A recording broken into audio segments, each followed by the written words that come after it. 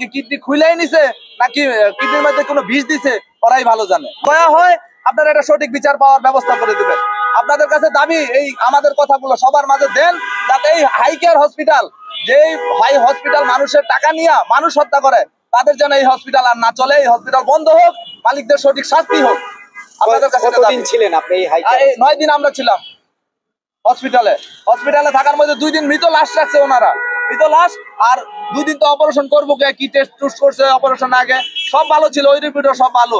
কিন্তু কাকারে পরবর্তী টাইমে কি মেডিসিন দিছে, কি চিকিৎসা দিছে, এখন কি কিডনি খুইলাই নিছে নাকি কিডনির মধ্যে কোনো বিষ দিছে ওরাই ভালো জানে। মারা যাওয়ার পরে আপনাকে যে ট্রিটমেন্টের ব্যবস্থাপত্র দিছে ওগুলা কি অন্য ডক্টরকে দেখাইছিলেন? মারা যাওয়ার পরে যে কাগজ চাইছি আমরা, এগুলো দেয়নি।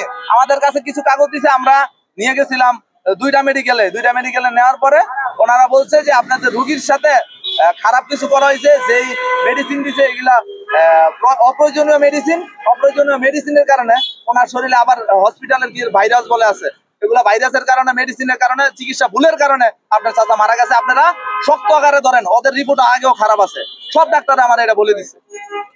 কোমরে হাড়ের চিকিৎসা করতে এইখানে আইসা চিকিৎসা পরীক্ষা নিরীক্ষা করছে, সবকিছু ভালো। পরীক্ষা নিরীক্ষা করার পর তারা অপারেশন করছে পরে একদিন ভালো ছিল, পরদিন ব্যথা হয়েছে। ব্যথা হওয়ার পরে ওনারা কি মেডিসিন দিচ্ছে জানি না, আমরা এখানে ছিলাম না। কি মেডিসিন দিচ্ছে, সেই মেডিসিনের জ্বালায় তখন সে মৃত্যুবরণ করছে, কিন্তু আমরা তাও জানি না। তখন তাড়াতাড়ি ওরা আইসিইউতে ঢুকাইছে। আইসিইউতে ঢুকাই বলছে আপনাদের রোগীর অবস্থা ভালো না, আপনারা আল্লাহর কাছে প্রার্থনা করেন, নামাজ পড়েন। আজকে আমার কাছে এই সাধারণত কোমরের অপারেশনের জন্য মারা গেছে। এটা বিশ্বাস আছে আপনাদের সবার কাছে, আপনারা সারা বিশ্বে জানিয়ে দেন যে এই মেডিকেল আইসে রোগী আইসে মারা যায়। ঘটনা কি আপনাদের পক্ষ থেকে তো ক্লিয়ার করতে হবে।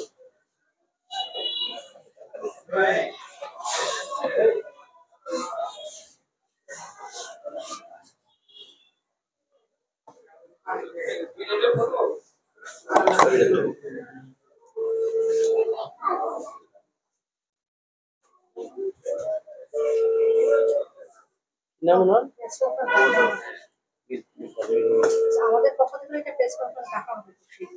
কখন ডাকবে? হ্যাঁ ভালো, এই তো বলতে তো হবে আপনাদের বিষয়টা।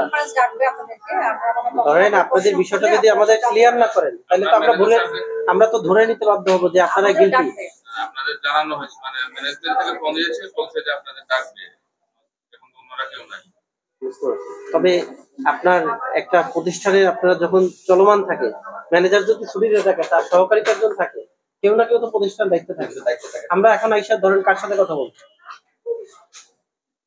আমরা যারা রেজিস্ট্রেশনে আছি তারা কথা বলেন। আর যদি আপনারা কি সেই দায়িত্ব নিতে পারবেন? নাম আপনাদের ডাকবে জন্য তো আমরা ফোন দিয়েছি, ওনাদের বললাম, ওনারা বলছে ওনাদের বলেন ডাকবে।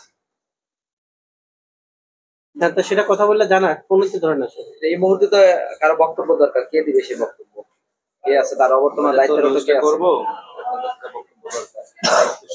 দায়িত্ব নিয়ে কথা বলতে পারবে।